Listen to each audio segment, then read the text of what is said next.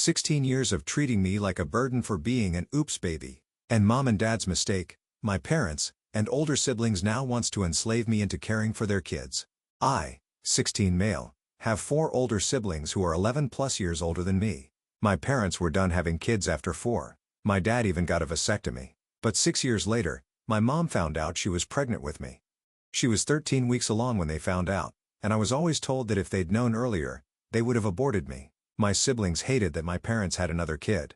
They're all close with each other, but I've always felt like a stranger. It's not just the age gap, there's more to it. They used to call me mom and dad's mistake and mom and dad's oops. When they came home for Christmas, they'd ignore me or make comments about me. They'd buy gifts for each other, but nothing for me. My parents also treated me like a burden. When I was younger, they'd call me whiny and ask why I couldn't read my own bedtime stories or why I wanted to sit with them. If I asked for a hug, they'd make a big deal about it and tell me to go away and be quiet in my room. When I had a bad day, they were too busy to hear me out. Most of the time, they'd eat without me. Sometimes, I'd come home to find my siblings visiting, and they'd have family dinners without me. The family dinners at restaurants, I was never included in those either. Once my siblings started having kids, I became the default babysitter. If we all went on vacation together, I was only brought along to watch the kids. Sometimes, they'd leave me in the hotel or vacation home alone while they had family time. Other times, my siblings would drop off their kids at home and tell me to babysit without asking. My parents would give them the okay, and I was never consulted.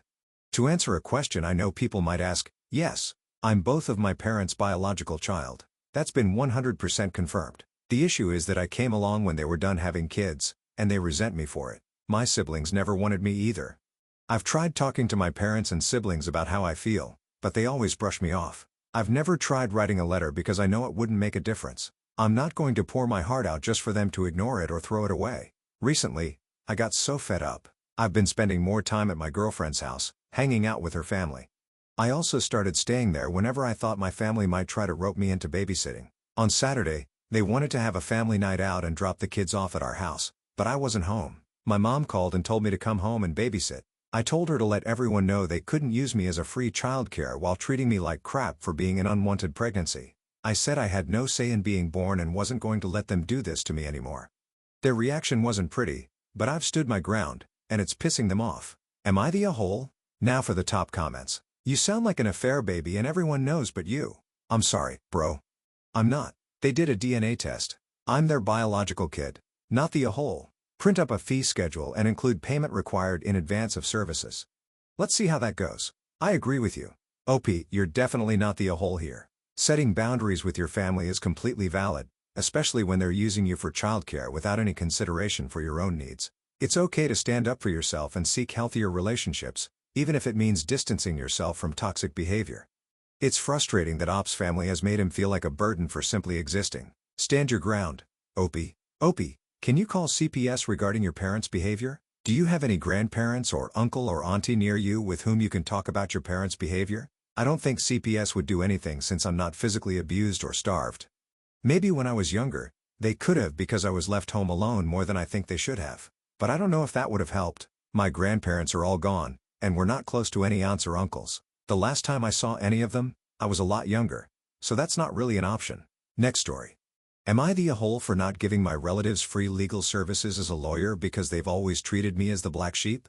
My family is currently upset with me, but I don't think I'm in the wrong. I grew up in a crappy town in Florida. No one in my family ever went to college. The general mindset in my family is to live life at the moment. Everyone's pretty outgoing. My parents are part of Mardi Gras crews, and my siblings all played sports. They're generally a fun bunch, but I never really fit in. As a kid, I liked to read, and I focused really hard on school. I hated going outside, and I especially hated the heat. I played chess and was on a debate team. My family always gave me grief for this. They never really made an effort to do things I enjoyed, but my parents loved to go to my siblings' sports games. They wouldn't come to my debates. It was the same for all of my cousins and other extended family. As I got older, I focused on my education and career, and I've drifted apart from my family. At this point, they only call me when they want something. I'm now happily married, and I have my own practice as a family law attorney. My husband is a judge in the neighboring county. Over the last few years, several extended relatives have reached out to me for legal help or advice. I always brush them off and tell them I'm too busy. I don't feel obligated to help because, once again, they only reach out to me when they want something. Recently, my sister lost custody of her kids to her ex-husband. Apparently, her lawyer wasn't great, so now she only has them every other weekend. My sister has a messy past that was brought up in court. My older sister called me, begging me to represent her for free and help her get her kids back. I was honest with her. I don't even know her kids, and I don't really care if she has them or not. I pointed out that she hasn't called me in years. Yet now she's asking for a massive favor? For free? I told her no. My mother then called to shame me for not helping my sister, and for not helping any of my other relatives when they've asked. I asked her when the last time was that any of them called me just to see how I'm doing. I pointed out that my cousin is a landscaper. He could have offered to do yard work for me in exchange for legal services, but instead, he just called me up asking for free help. My sister could have offered something or at least asked to pay me back later, but instead, she expects free work, which isn't even free considering I have an office to pay for, paralegals to pay, and bills to cover. I kind of went off on her, and she ended up just hanging up on me. Am I the a-hole? Not the a-hole with a caveat. Do you ever call your family? Relationships are two-sided, and while they never cared/understood you as a child, it could be that they still don't understand you now, or they're massively intimidated, so they only call when they're desperate. But, yeah, never work for free for a family. If anything, charge them double. I tried when I was young, but I gave up probably 10 years ago. I just don't see the point anymore. The relationships just aren't there. Your family only calls you when they need a lawyer, but they expect you to be their free legal superhero? Sounds like they're trying to draft you into the family law league without any membership dues. Exactly. They expect you to swoop in whenever they need legal help, but it's all one-sided. Setting boundaries is essential, especially when they don't even try to keep in touch unless they need something. Not the a-hole. They want to take advantage of you. Good on you for putting us up to this. They're definitely trying to take advantage. Glad you called them out on it. Not the EOL. You're a lawyer, not a charity. Your family has shown you no support and only reaches out when they need something. It's perfectly reasonable to set boundaries and expect to be compensated for your time and expertise. Next story. Am I a hole for not handling my grandparents' legal documents quickly enough and for refusing to give up part of my inheritance? First of all, some context. I was raised by my grandparents because my mother worked full-time and prioritized vacations and relationships over being present in my life. While she wasn't abusive, she was emotionally absent. My grandmother had a stroke a year ago and a mini-stroke recently, so her health is declining, and I've been helping out as much as I can. Family dynamics have been tense for years. My mom and aunt seem to be envious of my situation. I'm married, have a child, a home, and I'm pursuing my studies. My mom has mental health challenges, no stable relationship, and no home of her own. My aunt is financially well off, but struggles in her relationship and was unable to have children. Both of them still treat me like a child and become defensive when I stand up for myself, especially about how I raise my baby. For example, my aunt insists I should let my baby cry and stop spoiling them with love. In the last few weeks, an issue arose. My grandparents need to sign legal documents, power of attorney and living will, to avoid future conflict over their estate, etc. My mom and aunt have tried to get them to do this, but my grandparents trust me more, likely because my mom and aunt have had strained relationships with them in the past. Recently, my aunt asked me to take over handling these documents, admitting I'd have more success than she or my mom. In the same conversation, she also demanded I give her my share of the inheritance. My grandparents' house will be divided between the three of us because she spends more on expensive gifts for me when I was a child, like a MacBook, iPhone, iPad. I found this outrageous because it was her free will to do so, and discussing inheritance while my grandparents are still alive feels incredibly disrespectful. I told my aunt I'd take care of the documents but hadn't yet due to my responsibilities, childcare, household, work, and studies. A few days ago, we celebrated my grandmother's birthday at my place. My mom, who was in a bad mood due to issues with her boyfriend, pulled me aside and accused me of being inhumane and heartless for not completing the documents yet. She claimed it's selfish of me to benefit from the inheritance, adding that she doesn't think I deserve it since I'm not my grandparents' biological child.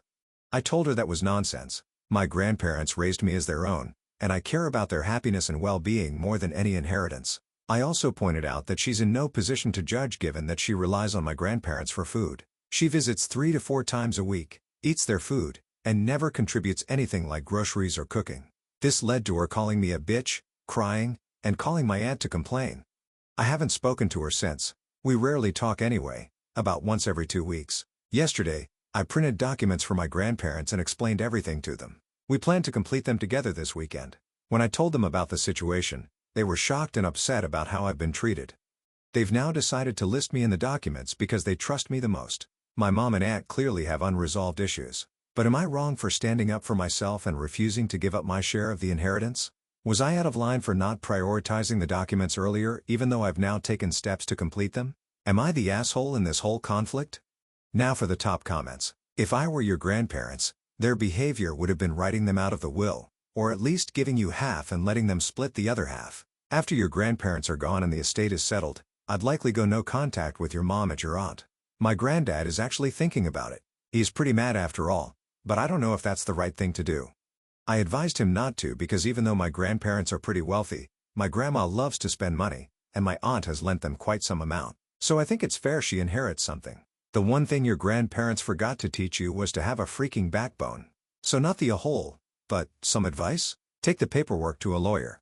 Have your grandparents review and sign with a lawyer and you not in a room. Because when your grandparents pass, your family is going to claim that you pressured them into signing, especially if they change anything to favor you. Not the a hole. I worked as a former paralegal, and in this situation, your mother and aunt will be a nightmare when your last surviving grandparents passes away because they will claim you had an undue influence over them during the writing and execution of the documents. I would advise having the documents reviewed, signed, and filed with an elder law attorney. They will also help you or take care of filing all the necessary documents to open and close the estate and deal with your mom and aunt's nonsense. Good luck. Last story. Amari a hole for refusing to thank my sister-in-law because she had to babysit her own kids? My 22 female brother, 35 male, surprised me 6 months ago by planning a trip to Scotland for my birthday. He knew I had never traveled before and wanted to take me to my dream country. Due to tight finances, it was just the two of us, which I was okay with since we were close at the time. For context, my brother is married and has 2 kids under 6. His wife, 34 female, said she was happy for me and didn't mind holding down the fort for a week while we were on the trip. She and I have never been close. We basically tolerate each other for the sake of keeping the peace. She's never been a fan of how close my siblings are with each other. It all comes down to growing up in different family dynamics, in my opinion. Anyway, the trip was amazing, and I loved every second of it. I was so grateful when we got back that I thanked my brother repeatedly until he jokingly told me to shut up. I thought everything was fine, and we resumed our normal lives.